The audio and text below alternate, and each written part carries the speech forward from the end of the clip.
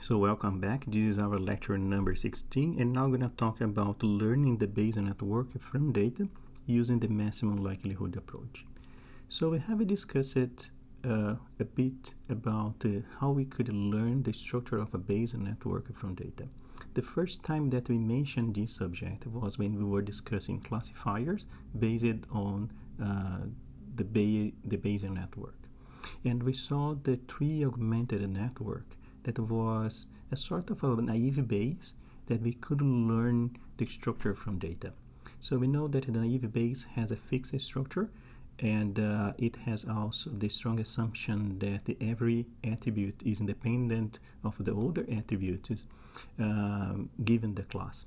So the tree-augmented network is going to break these assumptions by allowing a more flexible structure and connecting attributes they have a high mutual information. So the approach was very simple. We computed the mutual information between pairs of attributes, and we used the maximum spanning tree to come out with a tree structure that connected all the variables in the network. And we're going to see in this lecture that this approach is one instantiation of a more general algorithm that we call the Chow-Liu algorithm. So the Chow-Liu algorithm will come out with some score that can measure the dependency between variables, and we're going to use the maximum spanning tree to induce a tree structure that's going to maximize this score. But of course, we don't want to be limited to learn tree structures because we have Bayesian networks that are actually graphs. So in the second part of the lecture, we're going to study different approaches to induce graph structures. And it's going to be a little bit more complicated because when we are working with tree structures, all the tree structures, they have the same complexity. If we measure the complexity by the number of edges that we have in the graph, all the tree structures have the same number of edges. But when we work with graphs, we can start adding edges and making the model more complex. And we need to come out with a new score in which we're going to put together not just the maximum likelihood component, but also a complexity for the model. So let's get started, and we're going to start studying the three approaches. Okay, so far in this course, we have mostly assumed that the structure of the Bayesian network was given to us. And in the previous lecture, we had the task of giving this structure, we should learn the parameters for that structure. And we use the maximum likelihood principle. So we defined what is a likelihood function. That is basically the probability of each case given by the Bayesian network, by our current model. And we multiply those probabilities for each training example that we have in the training set. And we seek for the model that has the maximum likelihood. So we could interpret this as a search for the model that best explains the training set. And now we're going to assume that the network structure is unknown, but we're going to keep the same approach that we had before. So we're going to still look for the structures, the models that have the maximum likelihood. So we're going to see that the problem now of learning the structure will be connected to the problem of learning the parameters, because as we change the structures, we will also change the tables that we have to estimate from data, and we will need to estimate those conditional probabilities in order to compute the likelihood of the training set. So these two problems will be connected. We will search for the structure, and this will connect us to the maximum likelihood estimates for the parameters, and we're going to use these maximum likelihood estimates of the parameters to compute the likelihood of the training set and use the likelihood of the training set to assess the quality of the current model. In this process, we're going to define a class of scoring functions, and we're going to show that by looking for structures that maximize those scores, we will be indirectly also find the structures that have the maximum likelihood. And during this lecture, we're going to assume that we have complete data. The problem of dealing with learning the structures with incomplete data is quite similar, but a lot more demanding in terms of computational resources. Okay, so let's start with one example. So we have this Bayesian network structure here, and I want to evaluate the quality of this Bayesian network according to a certain data set. So what do we do? So we have the data set here, and we have the structure there, and we need to compute the parameters. So the computing the parameters is going to be a sort of an intermediate step for the computations. So what we do, we're going to assume that we have complete data, so it's going to be easier. The only thing that we need to do is to compute the frequencies and fill in the frequencies in the tables. So for instance, just to take one simple example here, A. The variable A has the values true and false, and A equal true, you're going to be 4, 1, 2, 3, 4 in 5 cases, and not A going to be 1 in 5 cases. And we do this for the conditional probability tables. Once we have the parameters, we can compute the likelihood. So in this case here, I'm going to use the log likelihood that is more common.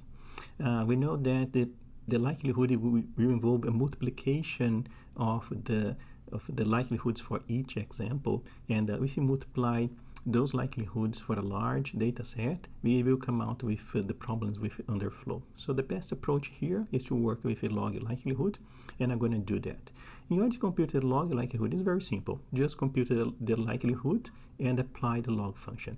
Here, I'm going to use the log in with the base 2 because you're going to connect this idea of a log likelihood with other measures that they have in information theory that are typically measuring bits. So they use the base 2 for the logarithms in these measures as well. So in order to connect them, we're going to use base 2 as well. But if you use a different base, the results are going to be the same. The numbers will be different, but the results are going to be similar. Okay, once we have the parameters, we can compute the log likelihood. That's going to be the log of the likelihood as we computed in the previous lecture. And we can transform this multiplication into a summation of the log probabilities, and that's going to be good because it's going to be easier to compute that. As we have complete cases, it's very simple to compute the likelihood of an example. So for instance, this guy here is our first instance that we have here, and we just need to go to the tables and pick up the correct values. So in this table here, I'm going to pick up this A true, B true. I'm going to be this 3/4, and for this table here, I'm going to take A true and C false. Then I'm going to be this 3/4. For this table, I'm going to pick up A true. There's going to be this 4/5. And for this table here, it's going to be 3, B true, and D true as well. Going to be 1/4. I multiply those numbers together. I have this number here. I compute the log of this probability. Is going to be this number here. As we are working with the likelihoods, these probabilities, we were interested in finding the maximum one. And for the log likelihood, we are also interested in maximizing the log likelihoods. So basically, the computation is going to be the same because the numbers that we're working here are numbers between 0 and 1s. The numbers that we are working here are going to be the numbers between minus infinity and 0. But in both cases, we want to maximize. So here we want to find a number that is the closest to 1 as possible. And here we are looking for numbers that are the closest to 0 as possible. So I'm going to do this for the first case, the second, the third, the fourth, and the fifth case. I'm going to have all the likelihoods. I computed the log likelihoods, and I sum them together. So this number, minus 13.35, is going to be a sort of a score, right? So it's going to be a number that gives us the quality of this model, how well this model is explaining these 5 training sets. If we change the structure, you probably get a different score, a different log likelihood. So I'm going to show to you in the next slide. So just remember that we had here minus 13, and we have this structure here, but I'm going to change the structure. Okay, now we have a slightly different Bayesian network is still with the same 4 variables. And what do? We do the same thing. Once we have the structure, we need to compute those tables. As we assuming that we have complete data, those tables, the maximum likelihood estimate for those tables will be simply the frequencies that we compute from the table. Once we have computed all the CPTs, we can move on and compute the log likelihood. Again, it's going to be the same principle. The numbers will be different because the CPTs are slightly different as well, and we're going to come out with different likelihoods and the slightly different log likelihoods. At the end, we have this final score. Again, we use this final score as a single metric to compare these two structures. In the previous slide, we got -13, and now we have a -14. And the -13 is higher than -14, so we like more the previous structure than this structure. So the previous structure has a higher log likelihood, so we like that most. So if you were doing a search procedure and looking for which is the structure that we like most, we would prefer the previous graph. So this approach that we just described, it's quite demanding in terms of computational resources, because we needed to search for the structure, and when we have one candidate structure, we need to compute the parameters using maximum likelihood. And once we have the parameters, we need to take the dataset, measure the likelihood of each training case, and sum all the log likelihoods. So, and we change the structure again, we have to go through this process over and over again. So it would be much better if we have a sort of a score that we could measure between the variables, and using the training set in order to compute this score, and this score would give us an information of which variables should be together in the Bayesian network. So which variables we should connect in order to have a good Bayesian network structure. So I'm going to start with scoring measures that are applicable to 3 structures. And what I mean by a 3 structure is that each node will have at most one parent, right? So if we think about what we consider a tree, it's going to be something like this, right? So it's going to be a graph, and we can have nodes here and nodes there. We can have more nodes here, and so on. So when you think about each node here, we see that each node has just one parent they are connected to, and this guy here has again just one parent, and so on. So if we have this limitation of each node having at most one parent, we will have a Bayesian network that resembles a tree like this one here.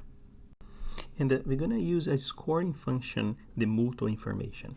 And we haven't seen mutual information before a few times. It has this equation here, and we can understand as a measure of a dependency between 2 variables.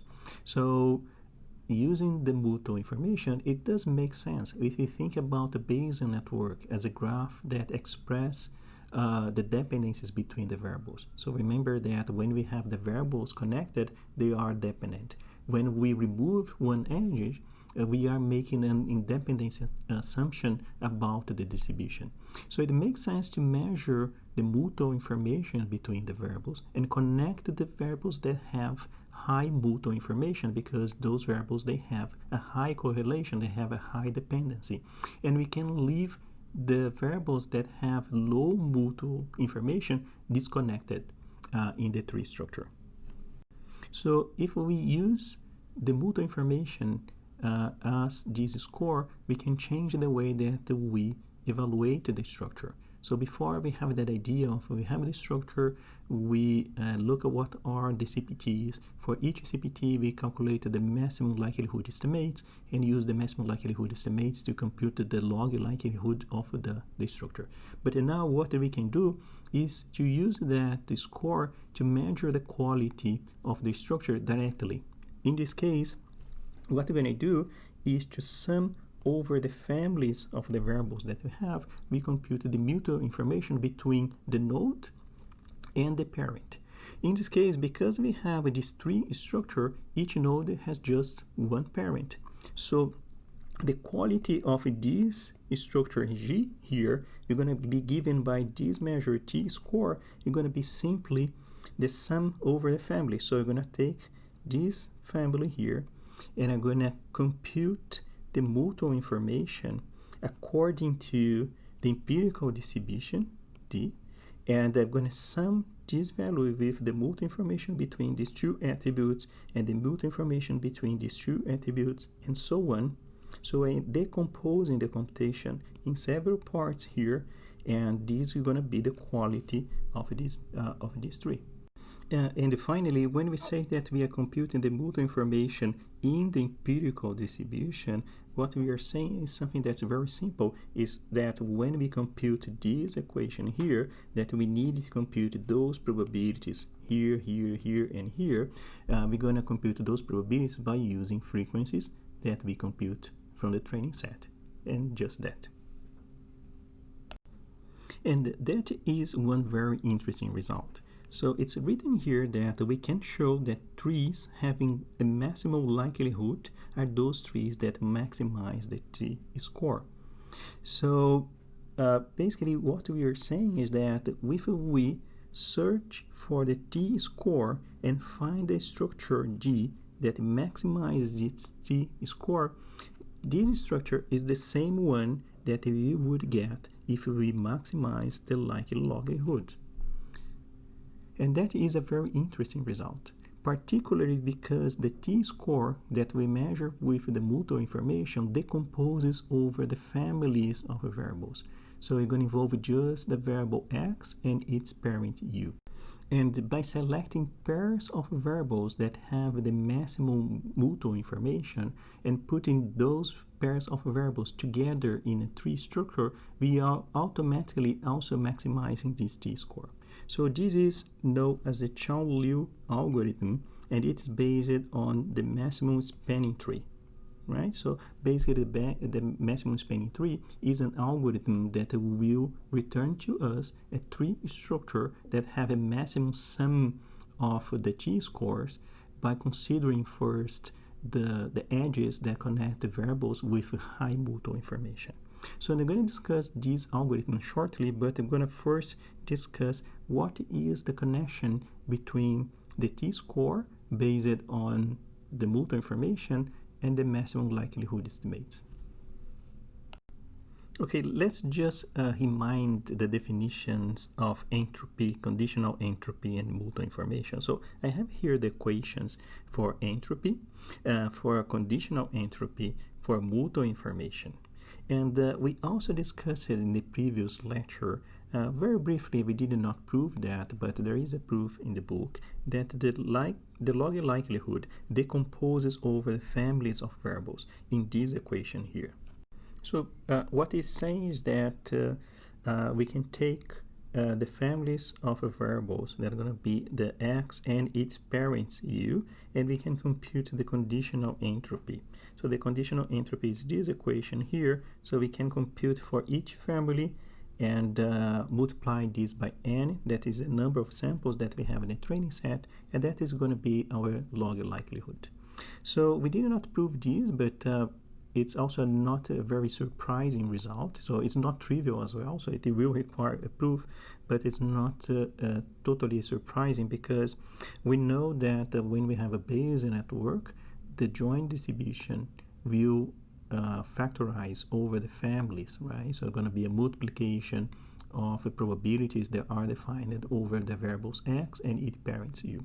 And as the log likelihood is the multiplication of the probabilities of each instance, if we start with the log likelihood and we replace the probabilities of the instance by the chain rule of the Bayesian network, and we work a little bit with the equations, we're going to end with the conditional entropy. And also because we are working with the log likelihood that it has a log term, and the conditional and the conditional entropy also have the log, so we see that there is a mathematical relationship between these two things at a high level. Of course, in order to show that is actually true, we need to go through a process of proving this relationship, but we're going to assume that as being true for now. And we can also take the multiple information and work a little bit with this equation here. And we can show, and this is a sort of a classical result, that the multiple information between, in our case, is going to be two variables only, because here, because we are working with three structures, the U here is not a set. Well, it can be understood as a set, but it's going to be a set of just one element, because we have just one parent for each variable. So the multiple information between these two variables, x and u, is going to be the difference between the entropy for x and the conditional entropy of x given u. And remind that we are using this d here because all those entropies, conditional entropies, and multiple informations that are being computed over the empirical distribution. Basically, it's a very simple idea. When we compute the probabilities, we compute them as ratios of the cases that we have in the training set. Okay, and now we can see that there is a connection between the log likelihood and the multiple information, because both are mentioning this same term here, that is the conditional entropy. So there is a connection between them, and I'm going to explore this connection in the next slide. Okay, let's put everything together in order to make a very short proof that connects the log likelihood and the t-score. So we know that the log likelihood, it decomposes over the families of the variables. So we're going to have this expression here. So I have minus n, reminded that n is the number of examples that we have in the training set, and it's going to be this sum over the families that we have in the Bayesian network, and we're going to compute the conditional entropy between the variable x and the variable u. And now that we have the log likelihood defined with the conditional entropies, we can use this property here, right? And then we have the conditional entropy here.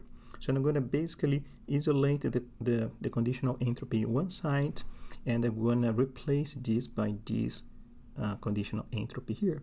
And now we're going to transform this equation into this one, where we have these two components here. We have the entropy for the variables x and the multiple information for the variables x and u.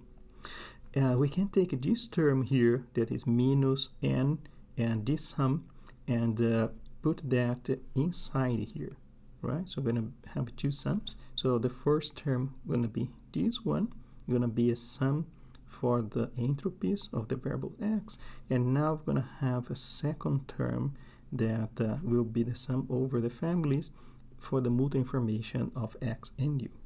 If we analyze this expression, so now I define the log likelihood as going to be a sum of two terms that involve the entropy and the multiple information. But when we analyze these two terms, we're going to see that first, this n here, that is the number of a training case that we have, will not change with the tree structure that we select. So we can remove this. If we look at this entropy term here, look at the equation of the entropy.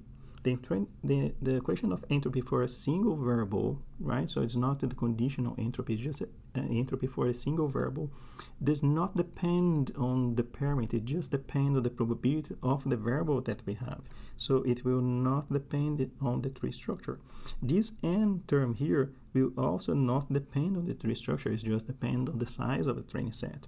So at the end we have this here. So when we maximize this guy, we are also maximizing this.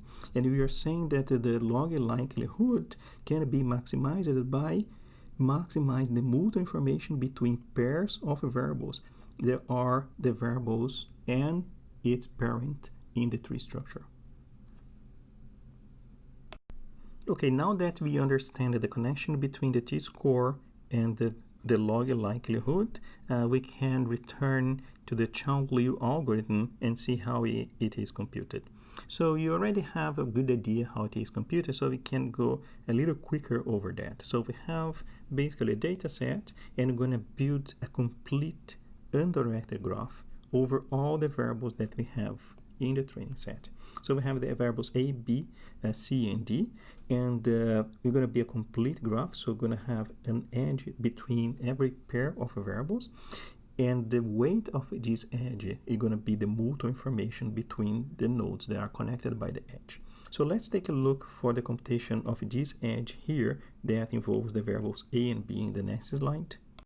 Okay, I will not detail this much because you have already seen this before. Actually, you have implemented this in your assignment. So basically the mutual information involves the probability of X and U, that is here and also here, and the probability of X and the probability of U.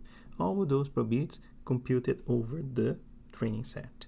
So we have those terms here. We have the probability of A and B. We have the probability of A. We have the probability of B. We have this ratio that's basically the probability of B and A divided by the probability of A multiplied by the probability of B. We have this term here that we apply the log for this ratio, and finally we multiply the log of the ratio by the probability of A and B, and we have this final result here. So we do those computations for every value that we have, so for every combination of values that we have for the variables A and B. So I'm going to have one number for A and B, A and not B, not A and B, and not A and not B, and we're going to sum over all of them. So we're going to sum all those numbers together, and we have this number here. And this 0.74 is this number that goes as the weight of the edge between A and B. We have to repeat these computations for all edges that we have. We have one edge for every pair of variables. So we have this complete undirected graph with weight given by the mutual information of the attributes. Okay, now that we have this complete undirected graph, we need to convert it into a tree structure. And what we do is to use a maximum spanning tree algorithm for doing this task. This algorithm is basically very similar to the classical minimum spanning tree. So we have algorithms like a preen and Kruskal. We can just adapt those algorithms to, instead of working with the smallest weights, then I'm now going to work with the largest weights. So it's going to be a very trivial adaptation of those algorithms. So we're going to generate for us what is an undirected tree. But the Bayesian network is a DAG, so we need to convert this undirected tree into a directed tree. And in order to do that, what we do is to choose one node as a root and direct the edges away from the root. We can select any node as a root. For instance, let's suppose that we have this graph and we start building the maximum spanning tree. So we're going to connect these two guys here, we're going to connect these two guys here, and we're going to connect these two guys here. Clearly, this one is the maximum spanning tree. But now we have this undirected tree, and we need to select one node as a root. Let's suppose that I select the node B is going to be my root. So I direct the edges away from the root, so that's going to be my directed tree. And this is my Bayesian network. So as you can see, if we had selected a different root, like for instance A is going to be my root, it's going to be a slightly different structure. And we wonder if we select different roots, if the computation of the t-score would change in a way that these different trees would have different maximum likelihoods. But it's not the case, because we have here is the computation of the mutual information. So we have the mutual information here, and the mutual information is a symmetric measure. So the mutual information between B and D is the same as the mutual information between D and B. So if we select this edge here or the edge in the opposite direction, would give us the same mutual information. Alright, so all these trees that we can generate by selecting different roots, they will all have the maximum likelihood among the tree structures. So let's take a look at how we can compute the graphs, the trees using the maximum spanning tree, and also selecting the roots in the next slides. So this is one example. We are applying here the preen algorithm, and the idea is that we start with one node. In this case, we're starting with the node A. We look at all possible connections that we have between A and the older node. So we're going to look at by these edges here, and we selected the edge that has the highest weight. So it is a very simple adaptation, because originally the printing algorithm would select the edge that has the smallest weight. So the edge that has the largest weight here is going to be or this guy here or this guy here. I decided to select this one, right? So we have this first connection here. So now I'm going to look at the connections between A and C and the remaining nodes that we have. So we have this guy here, we have this guy here, and we have this guy, and as well we have this guy here. So between all these possibilities, the one that have the highest weight is going to be this guy here with 0.32. So I'm going to connect this gray side with the white side using this edge. So now I have this situation here. And now again, I look at what are the possible connections between the gray and the white side. So we have this, this, and this. And here we have 0.32, here we have 0.17, and here we have 0.02. I'm going to select the one with the highest value, so it's going to be this one, and we end up with this spanning tree here. Given this maximum spanning tree, now I need to select the root. Again, I can select any node as a root because we have this property that the mutual information is symmetric. So here we have two options. We have selected B as a root, so I'm going to give directions to the edges going away from the root. So I have this guy going away from the root, this guy going away from the root, and this guy going away from the root. And if we compute the log likelihood, this is going to be the value. So this we actually computed the log likelihood by computing the estimates for the parameters using the maximum likelihood estimates, and going to the training set and computing the likelihood of each case and computed the log likelihood and sum everything together, we got this number here. And if we select the A as a root, so we're going to have this sequence here. So everyone going away from the root. And if you compute the log likelihood, again, it's going to be the same number. So it doesn't matter which one is the root of the tree. Okay, and there is a nice shortcut to compute the log likelihood for a certain tree. We can use this property here that we haven't seen in a few slides ago, that the log likelihood decomposes as the conditional entropy between pairs of variables, the variable x and its parent u. So in this case here, we can use this property. We're going to look at the families that we have. So we're going to have this family here, A and C, and we're going to have this conditional entropy here.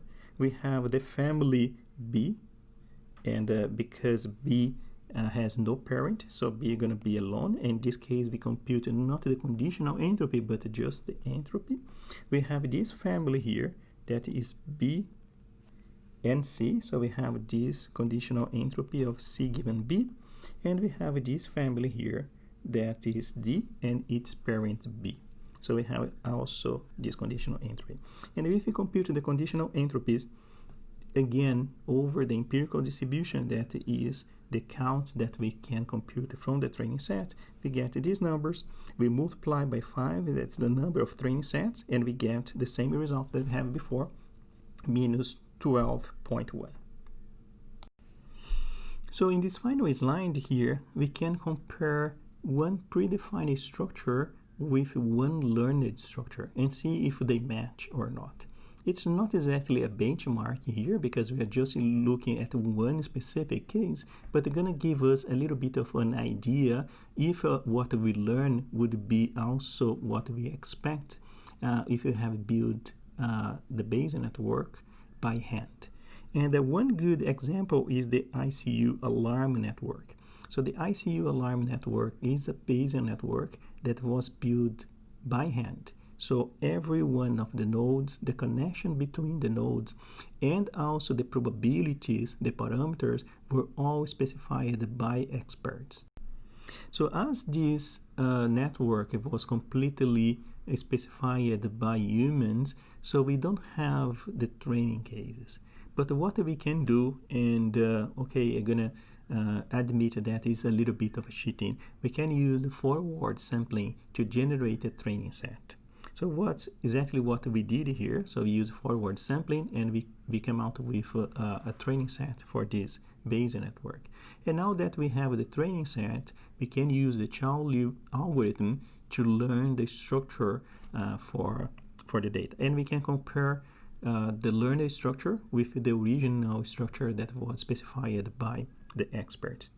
And what I did here, I just marked the edges they match between the tree structure and the original structure, and also I draw some spurious edges that were inferred by the Chow-Liu algorithm but were not present in the original graph. So we can see here that there are many green edges, so there is a matching between the two structures, but there are a few, actually three structures edges that are spurious. They were created by the Chow-Liu algorithm but were not present in the original graph. Of course, because we are creating a tree structure and the original ICU network is not a tree, it's a graph, there will be quite a few of edges that are in the original network but they are not in our network, because the tree structure has a minimum number of edges, right? If we remove one edge, we're going to disconnect this structure and we'll transform this tree into a forest. But if we add one edge, we're going to transform the tree into a graph. So in order to be a tree structure, it must have the exactly minimum amount of edges that will generate this structure that is not disconnected and at the same time it has not a loop. Alright, I think that is enough for this first video. Let's take a break and we'll continue in the next one, discussing how we can now create graph structures. So see you soon.